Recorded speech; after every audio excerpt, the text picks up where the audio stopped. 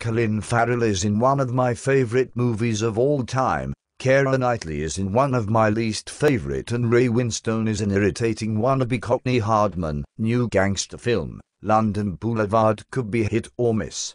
Pun intended. London Boulevard follows the part cockney, part Irish and part American, although he is only supposed to be the former, Mitchell, after he is released from prison following a 3-year stretch for GBH. With the desire to go straight, Mitchell attempts to leave his previous gangster lifestyle behind and takes up a dubious yet honest job as a bodyguard for macabre actress Charlotte. Charlotte, played by Keira Knightley, is a very reclusive actress who is hounded by the press everywhere she goes. When this lack of privacy becomes too much to handle, she calls upon the services of Mitchell, although he never seems to do any guarding of bodies. More undressing of them. Meanwhile, former gangster colleagues of Mitchell persist in trying to drag him back into his murky past, and once aging mob boss Gant, played by Ray Winstone, takes a liking to him, there is no escape. Mitchell will have to return to his old line of work, or die trying to avoid it.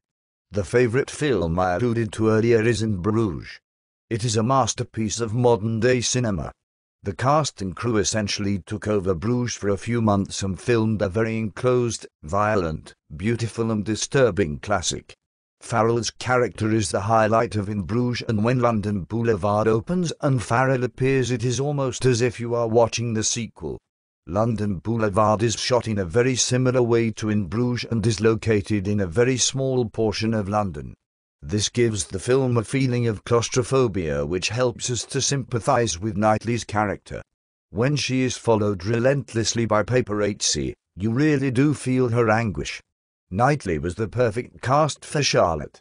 As is evident in one of my least favorite films of all time, Pirates of the Caribbean 3, which was only marginally worse than 2, Knightley is as wooden as an old English oak.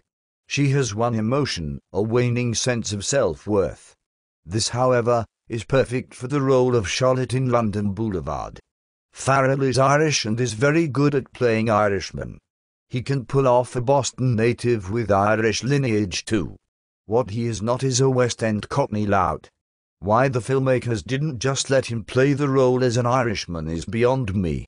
There is a large enough Irish population in London for the story to make sense, and in his mother tongue we might be able to understand what the hell he is saying.